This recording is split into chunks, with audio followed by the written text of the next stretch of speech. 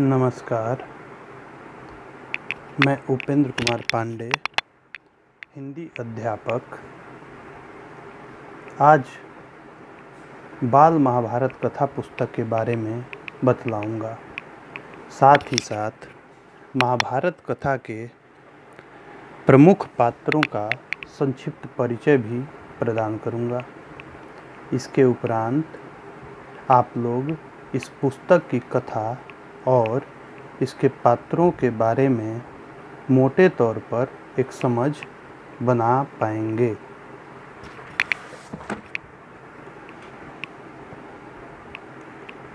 बच्चों, महाभारत विश्व साहित्य का एक श्रेष्ठ महाकाव्य है। महर्षि वेद व्यास ने इसकी रचना की है। इसके रचयिता महर्षि वेद व्यास हैं और विश्व साहित्य में इस ग्रंथ को बड़े ही प्रतिष्ठा की नज़रों से देखा जाता है। जो मूल महाभारत पुस्तक है वह बहुत ही विशाल महाकाव्य है, जिसमें बहुत सी कहानियाँ और घटनाएं शामिल हैं।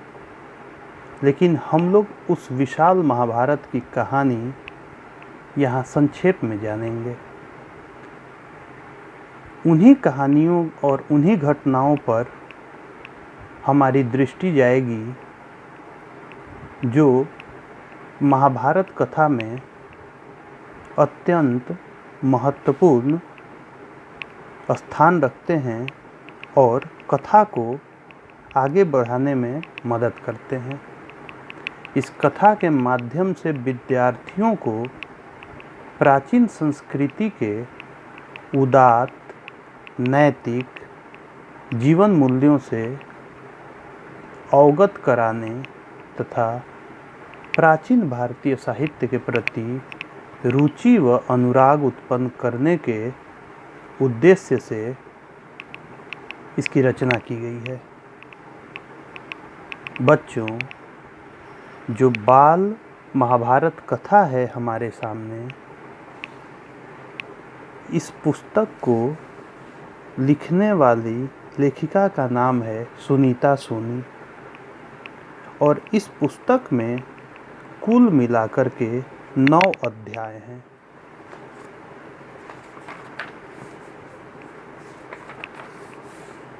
कुल मिलाकर 9 अध्याय हैं और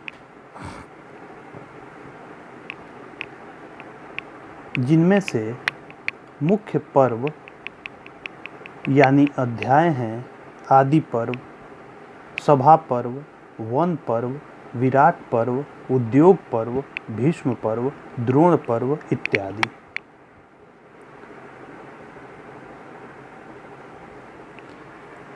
यहाँ पर पर्व अर्थात अध्याय, जैसे रामचरितमानस में लंका कांड, किष्किंधा कांड, उत्तर कांड, सुंदर कांड, तो वहाँ पर कांड का जो अर्थ है अध्याय है, यहाँ पर पर्व का अर्थ अध्याय है। इसलिए प्रथम अध्याय को आदि पर्व कहा गया है। इसके बाद के अध्याय को सभा पर्व, वन पर्व, विराट पर्व इत्यादि कहा गया है। आज हम लोग आदि पर्व के बारे में बात करेंगे, जानेंगे। बच्चों, बहुत पहले हमारे देश में भरत नाम के एक महान राजा हुए थे, जिनके नाम पर हमारे देश का नाम भारत पड़ा और हम लोग भारतवासी या भारतवंशी कहलाएं। भरत महाराज के पिता का नाम दुष्यंत था, जो कि पुरु वंश के प्रतापी राजा थे और माता शकुंतला थी। शकुंतला कण्व ऋषि द्वारा पाली गई कन्या थी, यानी कि उनकी पुत्री न होकर के उनके द्वारा पाली गई थी कण्व ऋषि द्वारा। तो इस प्रकार राजा भरत के माता पिता का नाम हुआ क्रमशः दुष्यंत और शकुंतला। जैसा कि मैंने बताया कि इन्हीं के नाम पर हमारे देश का नाम भारत पड़ा।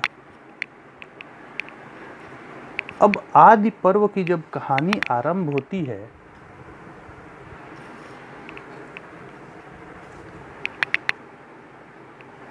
तो शुरुआत इसकी होती है हस्तिनापुर से, और हस्तिनापुर उसी वंश के एक राजा हस्तिन द्वारा एक राजधानी बसाई गई थी जिसका नाम था हस्तिनापुर।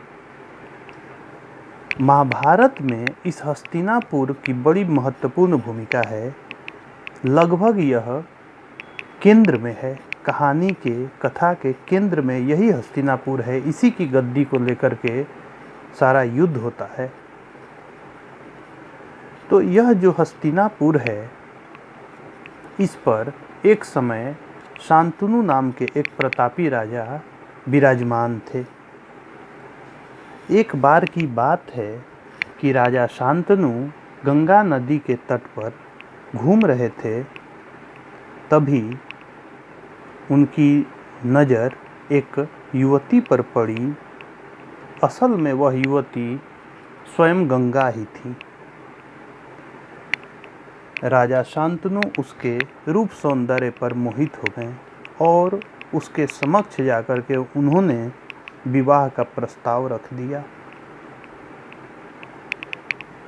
इसका परिणाम यह हुआ कि गंगा ने उनके विवाह के प्रस्ताव को स्वीकार तो कर लिया, लेकिन अपनी एक शर्त रख दी।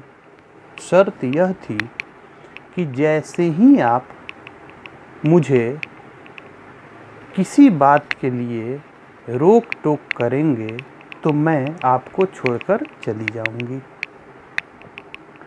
राजा शांतनु ने उनकी बात मान ली। दोनों का विवाह हुआ, पुत्र की उत्पत्ति हुई। एक एक करके 7 पुत्रों को गंगा नदी में प्रवाहित करती चली गई। और जब 8वें पुत्र की बारी आई तो शांतनु से रहा न गया और पुत्र मोह से विवश होकर उन्होंने उन्हें टोक दिया कि तुम क्या कर रही हो, अपने ही पुत्रों को आखिर क्यों इस प्रकार नदी में प्रवाहित कर देती हो। गंगा ने कहा कि मैं इस पुत्र को नदी में प्रवाहित तो नहीं करूंगी, अपने साथ ले जाऊंगी, लेकिन विवाह पूर्व जो हमारी शर्त थी वह अब खंडित हो चुकी है, इसलिए अब मैं तुम्हारे साथ नहीं रहूंगी। आगे चल कर के वही पुत्र देवव्रत के नाम से विख्यात हुआ और उन्हीं देवव्रत का एक नाम भीष्म पितामह था। अब हम पात्रों के कहानी को आज यहीं पर विराम देकर के महाभारत के कुछ प्रमुख पात्रों के बारे में बात करेंगे। तो उसमें से एक प्रमुख पात्र है जिसका नाम है धृतराष्ट्र, और एक और प्रमुख पात्र हैं जिसका नाम है पांडु। राजा धृतराष्ट्र विचित्रवीर्य के पुत्र थे। विचित्रवीर्य की पहली पत्नी अंबिका के पुत्र थे और पांडु राजा विचित्रवीर्य के दूसरी पत्नी अंबालिका के पुत्र थे। इन्हीं धृतराष्ट्र के आगे चलकर 100 पुत्र हुए, जिनमें से 2 प्रसिद्ध पुत्रों का नाम है दुर्योधन और दुशासन। दूसरी तरफ राजा पांडु के 5 पुत्र हुए जो पांडव कहलाए। तो बच्चों, आज इतना ही। अगली कक्षा में मैं कथा को विस्तार दूंगा। नमस्कार।